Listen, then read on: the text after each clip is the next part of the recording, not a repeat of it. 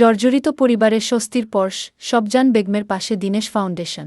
রফিকুল ইসলাম লাবলুর পাঠানো তথ্যচিত্রে বিস্তারিত। রংপুরের পীরগাছা উপজেলার পশ্চিম দাদন জামে মসজিদ সংলগ্ন এলাকায় অসহায় এক পরিবারের পাশে দাঁড়িয়েছে সামাজিক ও দাতব্য সংগঠন দিনেশ ফাউন্ডেশন। সংগঠনটির উদ্যোগে শবজান বেগম ও তার বৃদ্ধ স্বামী আজগার আলীর হাতে ১ মাসের নিত্যপ্রয়োজনীয় খাদ্যসামগ্রী তুলে দেওয়া হয়েছে। জানা যায়, বার্ধক্য ও চরম আর্থিক সংকটে মানবেতর জীবনযাপন করছেন এ দম্পতি। বিষয়টি জানতে পেরে দিনেশ ফাউন্ডেশনের প্রতিনিধি দল সরেজমিনে গিয়ে তাদের খোঁজখবর নেন এবং চাল, ডাল, তেল, লবণ, আলুসহ প্রয়োজনীয় খাদ্যপণ্য প্রদান করেন। সংগঠনের প্রতিষ্ঠাতা সদস্য লাবলু, মশিউর রাকিবুল উপস্থিত ছিলেন। তারা জানান, সুবিধাবঞ্চিত মানুষের পাশে দাঁড়ানোই সংগঠনের মূল লক্ষ্য এবং ভবিষ্যতেও এ ধরনের সহায়তা কার্যক্রম অব্যাহত থাকবে। সহায়তা পেয়ে শবজান বেগম ও তার স্বামী সংগঠনের প্রতি কৃতজ্ঞতা প্রকাশ করেন।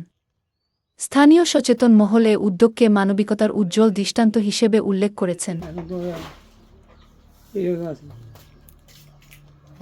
বাড়ির লোকজন নাই,